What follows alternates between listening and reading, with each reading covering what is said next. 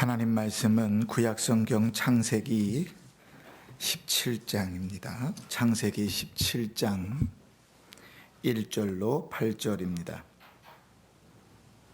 아브라함이 99세 때에 여호와께서 아브라함에게 나타나서 그에게 이르시되 나는 전능한 하나님이라. 너는 내 앞에서 행하여 완전하라. 내가 내 언약을 나와 너 사이에 두어 너를 크게 번성하게 하리라 하시니, 아브라함이 엎드렸더니 하나님이 또 그에게 말씀하여 이르시되 보라, 내 언약이 너와 함께 있으니 너는 여러 민족의 아버지가 될지라. 이제후로는 내 이름을 아브라함이라 하지 아니하고 아브라함이라 하리니, 이는 내가 너를 여러 민족의 아버지가 되게 함이니라. 내가 너로 심히 번성하게 하리니 내가 내게서 민족들이 나게 하며 왕들이 내게로부터 나오리라. 내가 내 언약을 나와 너 및 내 대대 후손 사이에 세워서 영원한 언약을 삼고 너와 내 후손의 하나님이 되리라. 내가 너와 내 후손에게 내가 거류하는 이 땅 곧 가나안 땅을 주어 영원한 기업이 되게 하고 나는 그들의 하나님이 되리라. 아멘. 한 주간도 평안하셨습니까? 네. 2월의 마지막 날입니다. 또 2월 한 달도 말씀과 기도로 힘써 사신 여러분들을 지하하고, 또 3월달 한 달도 주의 은혜 가운데 그렇게 힘써 살아갈 수 있기를 축복합니다. 우리가 이제 창세기 17장으로 넘어왔습니다. 16장과 17장은 그냥 한 절 차이밖에 되지 않는데, 사실은 그 사이의 세월이 13년이 됩니다. 그 13년의 세월이 훌쩍 지나가서 이야기가 전개되고 있는데, 사실은 13년의 시간을 무색하다 할 정도로 16장과 17장은 하나의 이야기로 이렇게 묶여져 있습니다. 우리말 성경에는 번역할 때 이렇게 번역되어지지 않았지만 17장 처음에는 그리고라는 말이 첨가되어져 있어요. 그래서 13년이라는 세월의 차이가 있지만 16장과 17장이 하나의 이야기로 묶여 있다 하는 것을 우리가 알 수 있습니다. 하나님께서 갈대아 우르에서부터 이제 아브라함을 부르실 때, 하나님께서 갈대아 우르에서 아브라함에게 언약하신 내용이 있지요. 내가 너를 큰 민족을 이루게 하겠다. 지난 이야기들 말씀들이 생각나십니까? 큰 민족을 이루게 하겠다. 자식은 많이 낳을 수 있습니다. 그런데 자식을 많이 낳는다고 민족이 되지는 않습니다. 하나님께서 한 민족으로 세우겠다 하시는 것은 그냥 보통의 약속은 아닙니다. 그런데 하나님께서 갈대아 우르에서 아브라함을 부르실 때 그렇게 약속하셨고, 또 하란에 머물러 살 때에 하란에서 다시 부르면서도 또 그렇게 말씀하셨지요.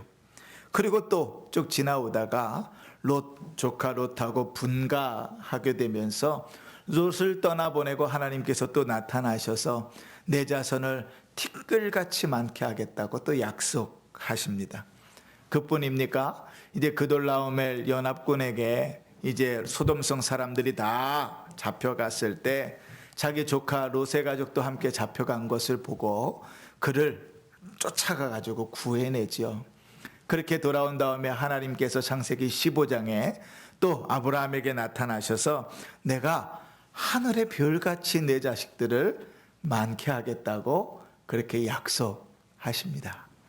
자, 그리고 이제 오늘 나오는 이제 17장에서 이제 99세가 되어서 하나님께서 아브라함에게 다시 자식을 주시겠다고 약속하시는 장면입니다. 우리가 쭉 하나님의 말씀들을 살펴보았지만 그때마다 그 아브라함과 사라의 믿음의 연약함들이 아주 많이 드러났었습니다. 그죠? 하나님의 말씀을 온전히 믿지 못했고 자기 마음대로 다 이미 판단을 내려버리고 결론을 내려버려서 믿음이 있을 자리도 없어져 버렸고 여러 모양으로 연약한 믿음 가운데 하나님께서 조금씩 하나님의 뜻을 밝히 보여주시면서 아브라함의 가정을 그렇게 인도해 오셨죠. 그것을 저는 이렇게 표현했었습니다. 하나님께서 기르신다, 양육하셨다. 이제 아브라함의 믿음을 그렇게 자라나게 하신 것입니다. 우리 여기에 권사님들 70, 80 되셨지만 여러분들 다 큰 것 아니고 이제 하나님께서 여전히 양육해 가고 계시는 과정인 거예요. 그것을 잊어버리면 교만이 충만해져 버립니다. 하나님께서 80이 됐어도 그 믿음을 자라게 하시고 그를 양육해서 그 믿음이 하나님 앞에 성장하도록 만드시지요. 그리고 그렇게 자라나다가 죽음이라는 문턱을 넘어가면 하나님께서 우리를 영화롭게 하시는 모습으로 변하는 것입니다. 그러니까 우리는 이 땅에서 그렇게 열심히 믿음으로 살아가는 거예요. 그렇죠? 자, 그런 상황들 속에 우리가 이스마엘 사건을 잘 알고 있습니다. 그죠? 하갈, 사레가 믿음으로 이제 하나님의 말씀이 응답될 것이라 이렇게 생각했지만 자기 모습은 보니까 어때요? 아기를 낳을 수가 없거든요. 그러니까 당시의 통념대로 자기의 종을 이제 남편에게 주어서 씨바지로 주어서 아기를 갖게 하는 것이죠. 아무런 문제가 되지 않는 당시의 통념이었습니다. 그런데 왜 그게 문제가 됐다 그랬죠? 사례 자체가 하나님의 말씀에 대한 믿음이 부족했기 때문이라 그랬습니다. 하나님께서 아브라함에게 내 몸에서 날 자가 내 후사가 될 것이라 그랬는데 아브라함도 사례도 내 몸이라는 것을 하나님께서 한 몸으로 우리를 만드셨다는 사실을 생각하지 않았지요. 더더군다나 내 몸을 보니 아이를 못 낳게 된 것이에요. 그러니까 이미 아이를 못 낳는다 결론을 내려버렸으니 거기에 하나님의 은혜가 임할 자리가 없었던 겁니다. 참 하나님이요, 우리의 완악한 마음으로 움직이실 때 아예 협박을 해가지고 어쩔 수 없이 확 바뀌게 하면 좋겠지만 우리 하나님 그렇게 일 안 하시거든요. 그지? 우리 가운데 아주 자연스럽게 일하세요. 내가 아니라고 마음을 닫아버리면 그 문을 열 자가 없습니다.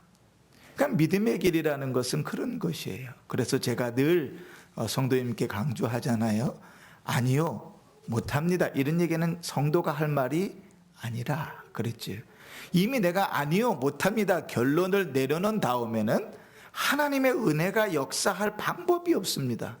내가 안 된다는데 하나님 나를 쓰시겠습니까? 안 쓰신다고. 절대로 안 쓰세요.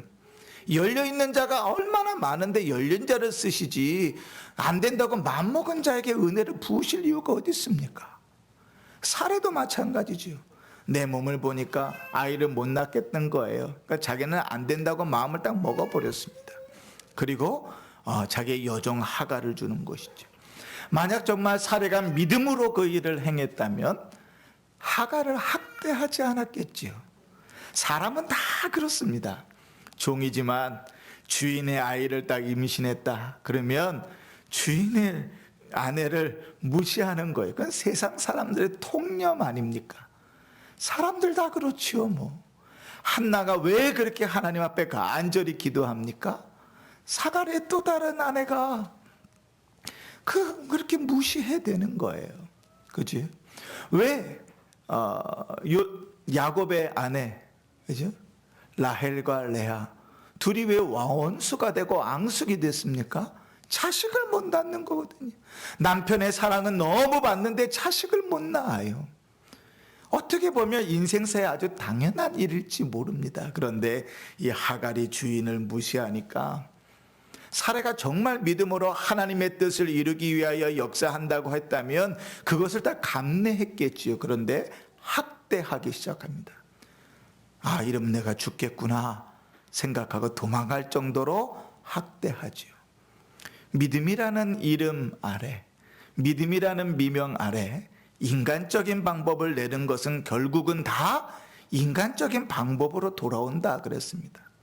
믿음으로 내는 것에만 믿음의 열매가 맺히는 겁니다.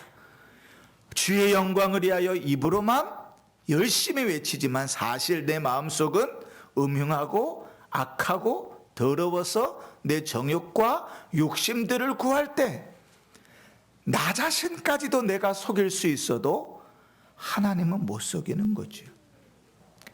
육체로 내는 것은 반드시 육체의 열매를 맺습니다. 믿음으로 살아가는 자는 반드시 믿음의 열매를 맺게 되어져 있는 거예요.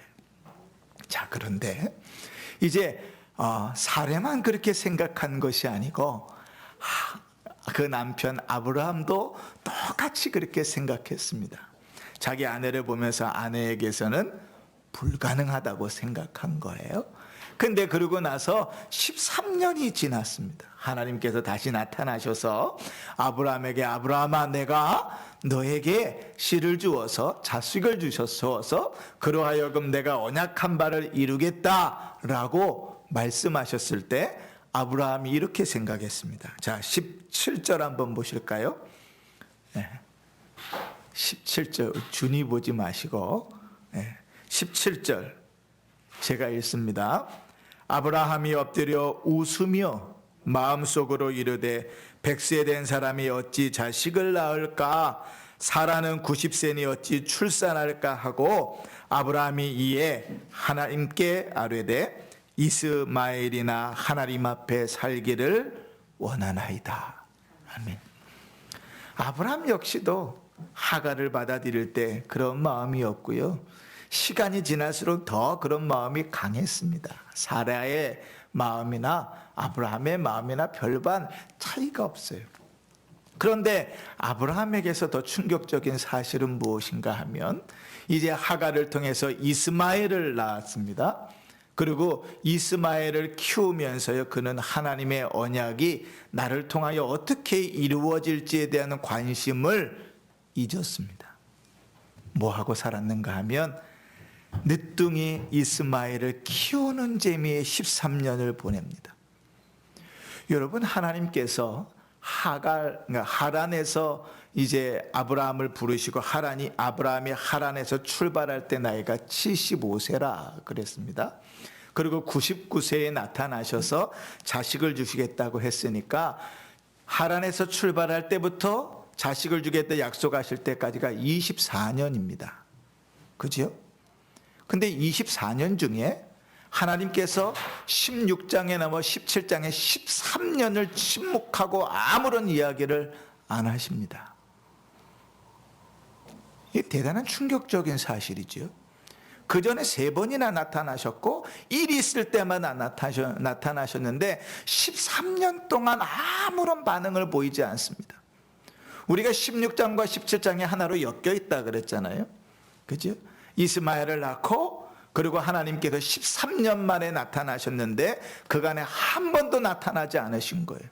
왜 그러셨을까요? 그지? 아브라함에게 언약을 주셨음에도 불구하고 아브라함이 믿음으로 살아가지 않고 거기에 관심이 없고 무엇에만 관심이 있냐면 늦둥이 자식 키우는 것에만 관심이 있는 거죠.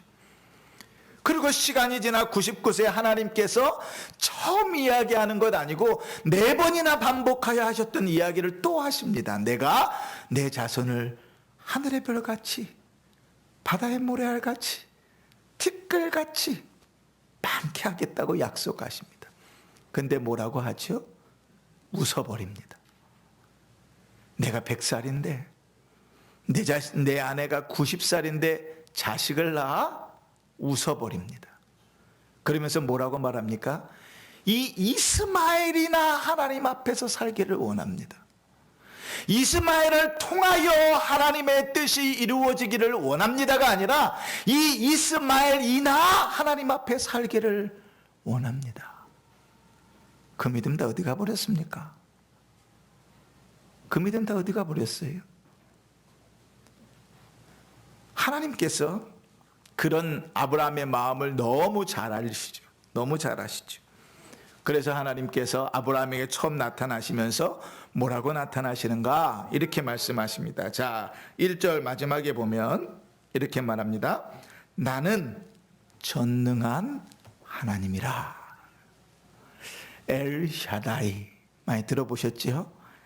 구약 성경에서 처음으로 하나님께서 자기 자신을 소개하시는 내용입니다. 엘샤다이, 나는 전능한 하나님이다. 저 뒤에 가면 모세에게도 하나님께서 자신을 또 다르게 소개하세요. 뭐라고 소개하지요? 나는 스스로 있는 자다. 그렇지? 하나님께서 자신을 소개하십니다. 구약 성경에 처음 등장하는 거예요. 아브라함에게 나타나셔 엘샤다이, 나는 전능한 하나님이다, 이렇게 소개합니다. 왜 이렇게 소개하셨을까요? 아브라함의 중심을 뚫어지게 쳐다보고 알고 계시거든요. 그 속에 지금 어떤 모습으로 있는지를 아시거든요. 13년 만에 나타나셔서 하나님 자기를 소개하십니다. 저 같으면 13년 만에 나타나서 야, 넌 도저히 구제불능이다. 내가 참고 기다리고 기다렸는데 도저히 안 되겠다. 어떻게 작년하고 재작년하고 달라진 게 하나도 없냐? 10년 전하고도 달라진 게 하나도 없냐? 넌 도저히 안 되겠다. 관둬라. 이렇게 말씀하시면 얼마나 좋겠어요. 저 같으면 그럴 것 같은데. 그러면 야, 역시 하나님은 나하고 마음이 같아, 그럴 것 같은데 그러지 않으시고 뭐라 그래요? 난 전능한 하나님이다. 지금 뭐 얘기하고 싶은 거예요? 내가 너를 갈대우리에서 부를 때 약속했던 그 언약 나는 지키는 분이다, 이 말이에요. 자, 우리 성경을 보십시다. 자, 17장 1절부터 한번 잘 보세요. 자, 우리가 1절에 나는 전능한 하나님이라 그랬죠. 2절로 넘어갑니다. 내가 내 언약을. 4절로 넘어갑니다. 보라, 내 언약이.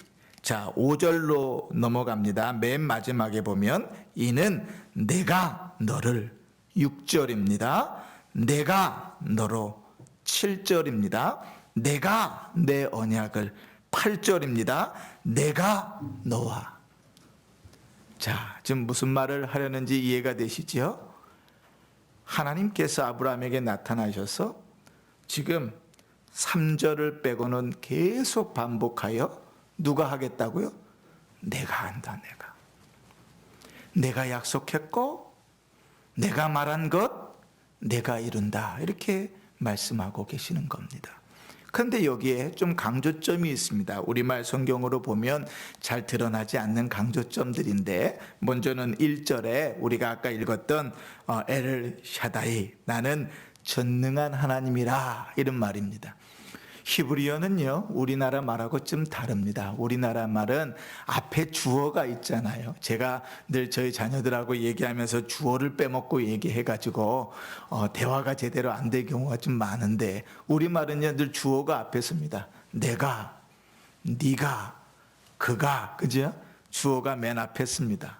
그런데 히브리어 말은 주어가 따로 없습니다. 어디 있냐면 단어의 앞에 혹은 단어의 뒤에 접두어나 전미어가 붙어가지고 주어가 표현됩니다. 그래서 단어가 이렇게 변화하기 때문에 그 변화를 보면 내가 전능한 하나님인지 네가 전능한 것인지 그가 전능한 것인지가 드러납니다. 굳이 주어를 쓸 필요가 없어요, 히브리어에서는. 그런데 오늘 1절에 나는 전능한 하나님이라 이렇게 말씀하실 때는 하나님께서 나는에 해당하는 아니라는 히브리어를 쓰십니다. 그러니까 하나님께서 굳이 쓸 필요가 없는 말을 한 번 더 반복해 쓰시는 거예요. 나는 전능하신 하나님이다. 이게 히브리어 문법에서는 강조입니다. 강조. 그 주어를 강조하는 겁니다. 지금 하나님께서 아브라함에게 뭘 강조하고 계세요? 나는 전능한 하나님이다. 불가능한 것이 없다. 아브라함은 다 잊어버렸어요. 자기도 자식을 못 낳고 사라도 자식을 못 낳습니다. 다 잊어버리고 생각도 하지 않는데 하나님은 뭐예요? 나는 전능한 하나님이라. 더더군다나 이 전능하다는 말은요, 원래 불가능이 없다, 능력이 뛰어나다 이런 말이잖아요. 그런데 히브리어의 엘 샤다이라는 말은 엘은 하나님이라는 뜻이고, 이 샤다이라는 말은 충분하다 이런 뜻도 있어요. 그러니까 하나님께서 나는 전능하신 하나님이다, 이 말은 또 다른 말로 하면 나는 충분한 하나님이다. 나는 내가 언약한 것을 지키기에 충분한 하나님이다. 너의 모든 필요를 채우기에 충분한 하나님이다. 네가 하고자 하는 그 모든 일들을 다 채워주기에 충분한 하나님이라, 이렇게 말하는 거예요. 하나님 그렇게 말씀하시는 겁니다. 그리고 또 하나 똑같이 아니라는 말로 나는 이라고 강조한 부분이 있습니다. 그게 4절입니다. 우리 4절 한번 읽어보실까요? 같이 읽으십니다. 시작. 보라, 내 언약이 너는 여러 민족의 아버지가 될지라. 아멘. 오늘 우리가 읽은 4절은 보면요, 주어가 뭐냐면 내 언약입니다. 그죠? 보라, 내 언약이가 주어입니다. 그런데 사실 이 번역은요, 이제 히브리어를 이제 번역하면서 우리가 예전에 개역판 성경을 읽었잖아요. 이제 우리가 읽고 있는 성경은 개역 개정판인데, 개역 개정판 성경에 좀 아쉬운 번역들이 좀 있습니다. 조금 부족하다 이렇게 생각되는 부분들이 있는데, 그 중에 하나가 이 4절입니다. 원래 개역판 성경은 이렇게 번역되어 있어요. 내가 너와 내 언약을 세우니 너는 열국의 아비가 될지라. 내가 너와 언약을 세우니 너는 열국의 아비가 될지라. 주어가 누굽니까? 내가. 근데 단순히 그냥 내가가 아니고요, 여기도 아니라는 말을 썼어요. 그러니까 강조하고 있는 건 내가, 하나님 내가 너와 언약을 세울 것이니 너는 열국의 아버지가 될 것이다. 그렇지? 그러니까요, 지금 하나님께서 다시 13년 만에 나타나셔가지고 이제 다시 언약을 확인하시면서요, 계속해서 말끝마다 이렇게 강조하시는 거예요. 내가 한다, 내가 하는 거다, 내가 할 거야, 내가 시킬 거야, 내가 말한 거 책임질 거야, 내가 말한 대로 될 거야, 내가 할 거야, 계속해서 강조하고 있는 거예요. 여러분, 우리의 인생은 늘 그렇습니다. 하나님께서 우리의 인생을 책임지고 이끌어 가시는 거예요. 근데 우리 믿음이 부족한 거예요. 주님이 만약에 우리 눈으로 보인다면, 제 눈앞에 여러분이 보이듯이 하나님께서 눈앞에 보인다면 우리가 경거망동하지도 않겠지만 의심하지도 않겠지요. 그런데 하나님이 영이셔서 눈에 보이지 않는다고요. 나와 함께 하시고 나를 책임지시고 나를 인도해 가신다고 누누이 말씀하시는데 그 말씀이 믿어지지 않아요. 왜요? 그 인도하시는 하나님, 함께 하시겠다는 하나님이 내 눈에 보이지 않거든요. 눈에만 보여도 믿을 거예요. 그죠? 눈에만 보여도. 아니, 안 보여도 이렇게 눈 감고 있어도 만져지기만 하면 믿을 거예요. 그죠?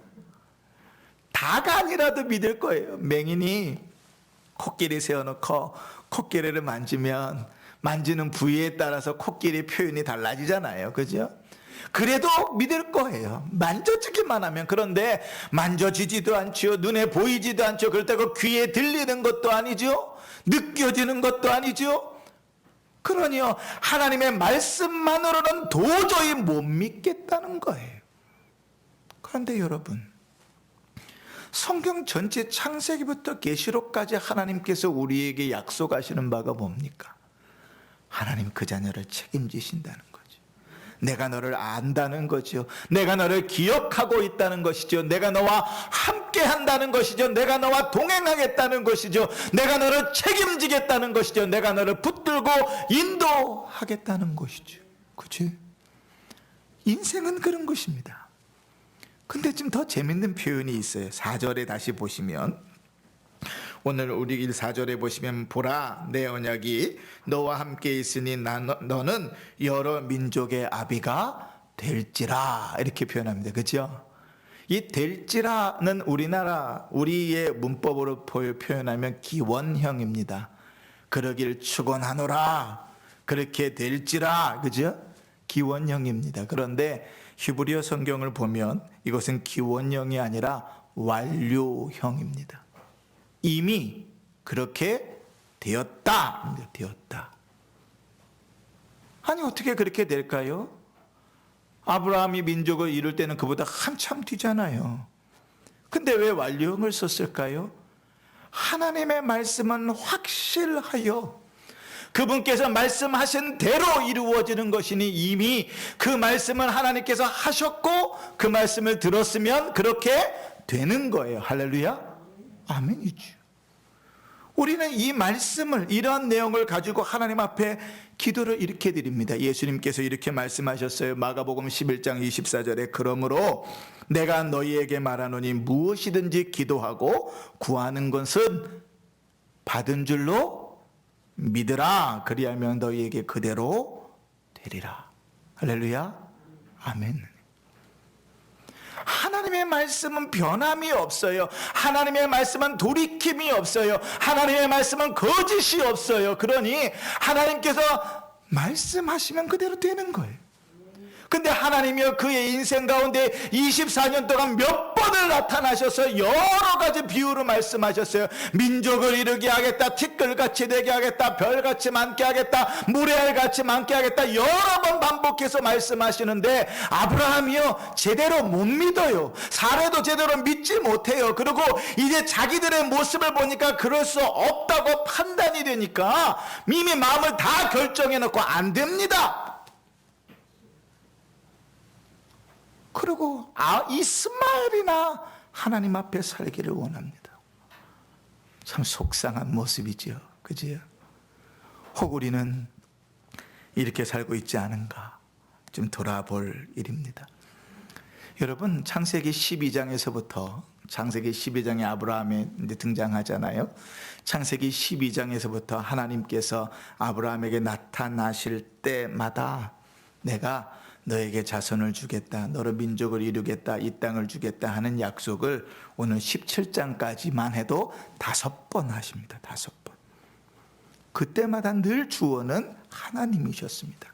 내가 하겠다, 내가 하겠다. 그런데요, 하나님은 그 중에서 아브라함에게 그러니 너는 해라 라고 요구한 것은 딱 2개밖에 없습니다. 첫 번째 무엇인가 하면 갈대아 우르를 떠나라. 그곳에선 안 된다. 떠나라. 그리고 하나님은 아브라함에게 무엇을 요구해 보신 적이 없어요. 근데 또 하나 하나님 명령하시는 게 있습니다. 그게 무엇인가 하면 그 언약이 얼마나 확실한지를 보여주시기 위해서 제물을 준비하라 그랬어요. 제물을 쪼개어 준비하라고요. 당시에는요, 지금은 이제 각서 쓰고 딱 그거 들고 가면 법적인 효력이 있잖아요. 근데 당시에는 어떻게 서약을 했냐면 제물을 잡아서 반으로 2동강이를 내요. 그래서 2동강이를 양쪽으로 놓고 가운데로 길을 만든단 말이죠. 그리고 2 사람이 그 길을 같이 걸어갑니다. 그게 이제 언약의 표시예요. 무슨 뜻인가 하면 너와 나가 약속을 했는데 둘 중에 약속을 어기면 이 짐승처럼 그렇게 쪼개어 죽을 것이다를 언약한 거예요. 근데 하나님께서 아브라함에게 그렇게 언약의 제물을 준비하라고 하십니다. 그런데 그렇게 언약의 제물을 준비해 놓고 그러면 언약을 할 때 누가 거기를 지나가야 맞겠습니까? 적어도 하나님과 아브라함이 함께 지나가거나 아니면 아브라함이 지나가야 맞지요. 그런데 누가 지나가시냐면 하나님께서 횃불 형상으로 그 가운데를 지나가십니다. 처음부터 하나님은 내가 그 언약을 이루겠다고, 내가 약속한 바를 이루겠다고 계속해서 말씀하셨습니다. 한 번도 그 약속을 이루기 위해 너에게 무엇을 하라고 요구하신 적이 없어요. 갈대아우르를 떠난 것 외에는 그 언약을 이루기 위하여 너에게 무엇을 하라고 요구한 적이 없어요. 우리의 인생도 그렇지 않습니까? 하나님께서 내가 너에게 은혜를 주겠다고 말씀하세요. 내가 너와 함께 하겠다고 말씀하세요. 내가 너를 구원하겠다고 말씀하세요. 그죠? 나 같은 자를, 변함이 없는 자를, 13년 동안 내 맘대로 살고 있는 자를 하나님께서 내가 하겠다고 말씀하세요. 그런데 오늘 17장에 우리가 읽었잖아요. 8절까지 내용 중에 3절 하나 빼고는 내가 계속 반복해서 하나님이 일하심을 말씀하시는데 딱 한 부분 아브라함에게 요구하시는 내용이 있습니다. 1절 다시 보십시다. 1절 중간에 보시면 나는 전능한 하나님이라 같이 읽습니다. 너는 내 앞에서 행하여 완전하라. 아멘. 뭐 하라고요? 너는 내 앞에서 행하여 완전하라. 하나님이 우리에게 요구하시는 유일한 한 가지입니다. 내가 예수 그리스도를 보내서 십자가에 죽이고 내가 구원하고 내 때에 내 뜻대로 내 방법대로 너희를 구원하여 이끌어낼 것이다. 내 자녀를 내가 책임지고 내가 함께하고 내가 북주고 내가 이끌어갈 것이다. 다 하나님이 퍼주시겠다고 이야기하시면서 딱 하나 명령하십니다. 뭐라고요? 내 앞에서 행하여 완전하라. 우리가 이 내용 중에 두 가지를 좀 생각해 볼 필요가 있는데, 첫 번째, 완전하라라는 말입니다. 이게 히브리어의 타밈이라는 말인데, 아브라함에게 완전하라고 명령하기 전에 우리가 앞에 읽은 성경 중에 이 말씀이 적용됐던 사람이 하나 있습니다. 그게 누군가 하면 노아입니다. 노아. 기억나시죠? 그가 하나님 앞에 완전한 자였다. 우리가 그 말씀을 함께 설교하면서 제가 그런 말씀을 드렸습니다. 그 완전함은 죄가 없다는 것이 아니라 그랬어요. 하나님 앞에 믿음으로 살아가려고 힘썼다는 것이었다 그랬습니다. 다른 사람들과는 다르게 하나님을 중심 삼고 살아가는 자였다고 이야기했습니다. 그게 완전하였다는 말이에요. 자, 그런데 또 하나 그 앞에 있는 이야기죠. 너는 내 앞에서 행하라 하는 말이에요. 내 앞에서 행한다는 말은요, 원래 히브리어를 그대로 직역하면 이런 말입니다. 너는 스스로 걸어라, 이런 말이에요. 너는 스스로 걸어라. 그럼 이 두 개를 합치면 무슨 말이에요? 너는 믿음으로 너에게 주어진 인생의 길을 스스로 걸어가라, 그 말이에요. 너에게 주어진 인생의 길을 믿음으로 걸어가라고 말씀하시는 거예요. 자, 그런데 여기서 우리가 한 가지 또 생각해 보십시다. 자, 하나님께서 이렇게 말씀하세요. 다시 잘 들어보십시오. 너는 내 앞에서 행하여 완전하라. 그치? 자, 누구 앞에서요? 하나님 앞에서. 그러면 자, 머릿속으로 그림을 그려보십시오. 스스로 믿음으로 행하라, 걸어가라, 그런 뜻이라 그랬어요. 우리가 믿음으로 스스로 걸어가는데 누구 앞에서 있어요? 하나님 앞에 있어요. 그러면 우리가 걸어가는 우리의 뒤에는 누가 계세요? 누가 계세요? 좀 어려워요? 자, 우리의 인생의 길을 믿음으로 내가 이렇게 걸어갑니다. 그러면 나는 하나님 앞에 있으니까 내 뒤에는 누가 있어요? 하나님이 계시죠. 아, 여러분, 우리 복음송 많이 불렀잖아요. 나의 등 뒤에서. 입으로만 부르지 말고, 입으로만 부르지 말고. 하나님 내 앞에서 행하여 완전하라고 말씀하세요. 내 앞에서 믿음으로 너의 인생의 길을 스스로 걸어가라고 말씀하세요. 그러면 뒤에서 내가 다 책임지겠다는 거예요. 나는 충분한 하나님이다. 나는 전능한 하나님이다. 내가 언약한 하나님이다. 너에게 말한 것을 내가 다 책임지겠다. 그러니 너는 믿음으로 그 앞에 걸어가라. 내가 네 뒤에서 다 봐줄게. 이 얘기를 듣고도 아브라함은 이렇게 얘기해요. 이스마엘이나 하나님 앞에 살기를 원합니다. 이스마엘이나. 13년 동안 변한 게 없습니다. 그럼에도 불구하고 하나님이 부어주시는 은혜 아니겠습니까? 사랑하는 성도 여러분, 하나님께서 우리의 아버지 되신다는 것은 우리를 구원하신 것뿐만 아니라 우리의 모든 인생이 주님 손에 붙들려 있음을 이야기합니다. 하나님 우리 책임지실 것입니다. 하나님이 뭔가 능력이 부족한 분이 아니에요. 육신의 아비로서는 자식들의 필요를 다 채워줄 수 없을 만큼 부족함이 많습니다. 그러나 하나님 우리 아버지께서는 충분하신 하나님이시고 전능하신 하나님이셔서 우리를 책임지시고 이끄시기에 충분하신 분입니다.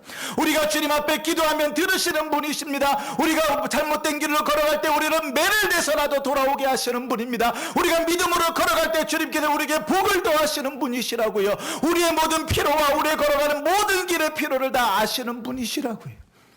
충분한 하나님이시고 전능한 하나님이십니다.